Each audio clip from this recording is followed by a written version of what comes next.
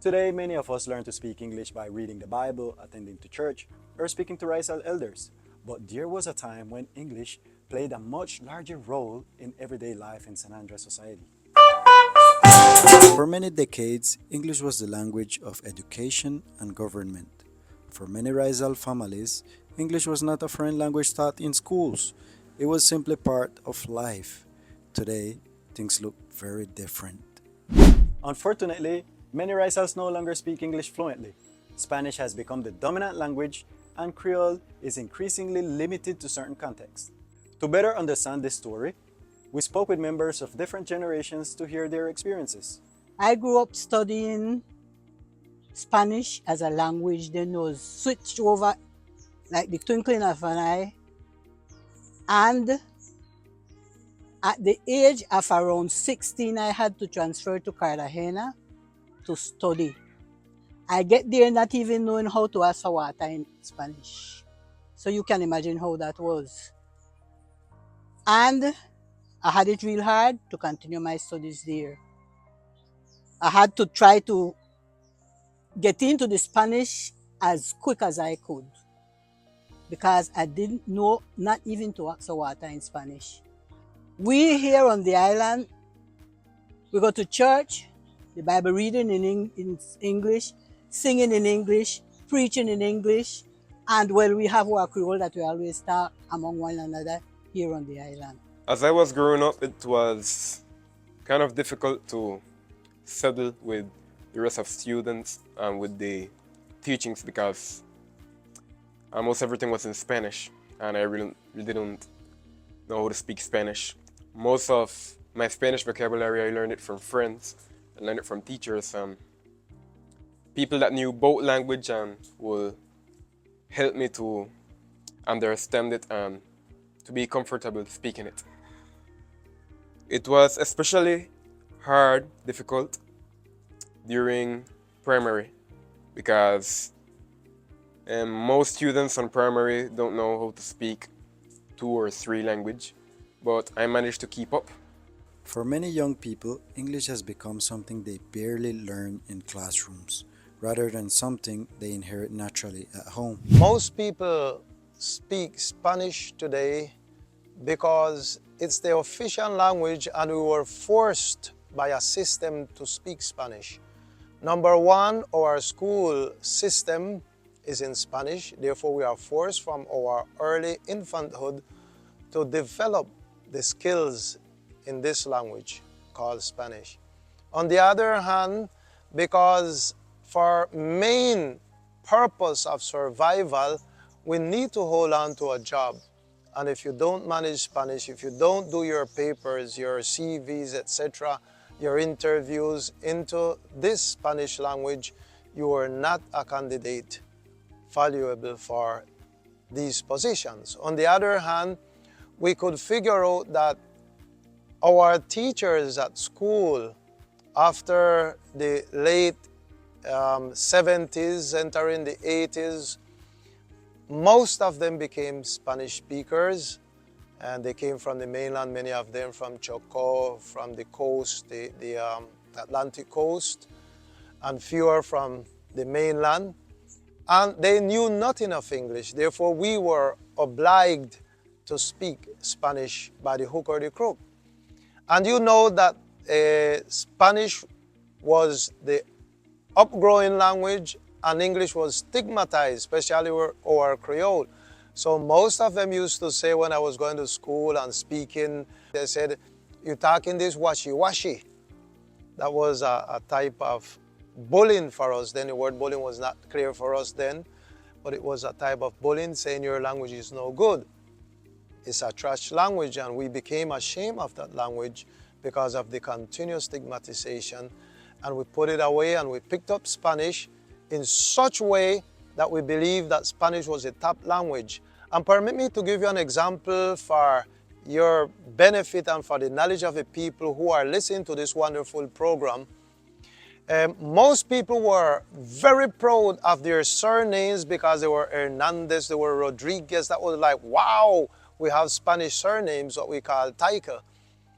But today they are ashamed of it because they realize have no doubt that today defending our Raizality is ashamed to say my first surname is, for example, Fernandez Smith or Fernandez McLaughlin or Rodriguez Davis or Rodriguez Hodgson, because it seemed like we can't go into this struggle having our first surname as a Spanish heritage. Therefore, it makes us feel that we are not part of something that really we are part of something and it's ours. So we can see the big impact Spanish have made on us, and we have walked away systematically with the effort of the national government. It's kind of like comfortable and uncomfortable. Because thinking about a person as a Christian like I am, I would want people that speak Spanish go to church and understand the message. But I am very comfortable about us preserving that language in our environment. I remember my children started studying at the Baptist school. I ended up with them at Sagrada Familia. Some was Adventist. One time was Adventist at Sagrada Familia. And my children learned to read and write English in the church. I would take them when this hymn book open and singing, and I would be pointing to them, and interpreting to them what the song, and they hear the song singing, so they learn it by that. The Bible reading the same way. They learn to read and write their English, my children, them, in church. The story about English in San Andres is more than just a story about language. It's a story of identity, history, and about the choices we make today. English can only be bring back to our land in the following manner. We create a school curriculum in which English is included as such per se, but made for people who have an English base, not a general curriculum that the nation has for everybody, understanding that San Andres has a particularity. Its language is English based. Number two, we need to promote it at home. We need to promote it at school. Sena need to be more dynamic since they have the tools to do so in promoting English at a professional, technical, and home level. Our boys and girls will be able to occupy better positions in the mainland, help themselves when they go to study on undergraduate education, and at the same time when they go embarking on cruise lines, they would be promoted easily if they had a good English background. While Creole remains the heart of our everyday culture, English has long been an important part of our heritage as well. I believe that a lot of people mix up or confuse or San Andres English with or Islander Creole because they share a lot of vocabulary. Well, that is one of the issues, no? In Creole, Islander Creole, we have an English-based vocabulary. So sometimes people say it's the same thing, they're only speaking with a different accent. But it goes beyond that. Each language has its own grammar, its own structure. So even though we may borrow certain words, it's not the same.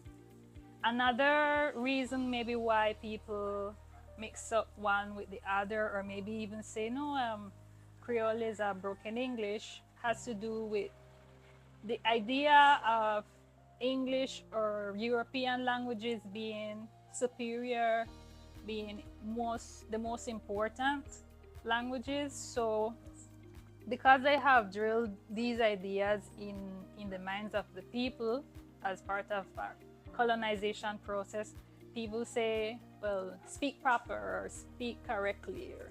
So anytime there is a hint of Creole, people try to drill it out of you. So people have developed let's say a barrier against Creole. Some people were even punished for using it in schools.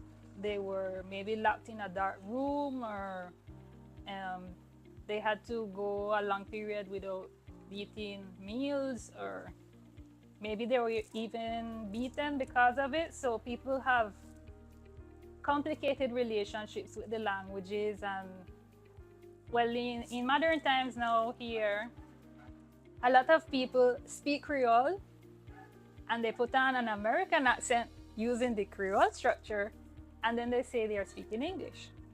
So a lot of it goes to like maybe the lack of education around what is English, what is Creole. They are both languages, they are both important, and they have their own ways of existing in the world. Preserving one doesn't mean replacing the other. It means valuing every part of who we are. Both Creole and English are part of our Raizal heritage as well. So from I was about 7 years old, I became trilingual, speaking English, Spanish, and Creole, Islander Creole. And our early education here in San Andrés was at the Theodore Robinson Bilingual School, which managed education in English and Spanish. So for example, we could be seeing natural science and the explanations and the teachings were in English. And then after a time, we went to the First Baptist School, and there they managed the 3 languages. So I had a constant exposure to all the linguistic diversity of our islands. I learned to speak English and Creole at home with my family. At the beginning, when I was a child, I was in the city of Armenia, Quindío, because my father worked at the Universidad del Quindío. So he and my mom had this idea, really it was like a family project to make sure to raise the family with our principles, our values, and so on. So what they did is that they taught us English at home first. And then when I went to school, I learned Spanish at school. And I had some cousins living in Armenia also who were studying at university at the time. And from them, I had an early exposure to Creole. And then when my father retired and we moved back here to San Andres, then I was fully immersed in the Creole culture and the Creole language. So I picked up the Creole then. Well, I principally learned English because my father was really interested for me to learn it. He taught me with the Bible, showing me videos, podcasts, music, a lot of things. Well, I also learned going to church services because the pastors and the bishops will preach in English and Creole. I will learn different words from the sermons. With time, I grew more interested in learning English myself, since all of that time, years I spent learning it from my father. I started watching videos, podcasts, movies, everything in English, and I grew interested in it. My native language is San Andrés and Old Providence Creole, and that is the language that we Raizal people speak. Today, we had the privilege of hearing from people who not only preserve Creole, but also keep English alive. Languages don't disappear overnight. They fade when they are no longer spoken, taught, or passed on. By listening to our elders and encouraging our youth, we can ensure that every part of our linguistic heritage continue to have a place in our future. What you think? Make you know in the comments. And don't forget to like, share, and subscribe. Stay rooted.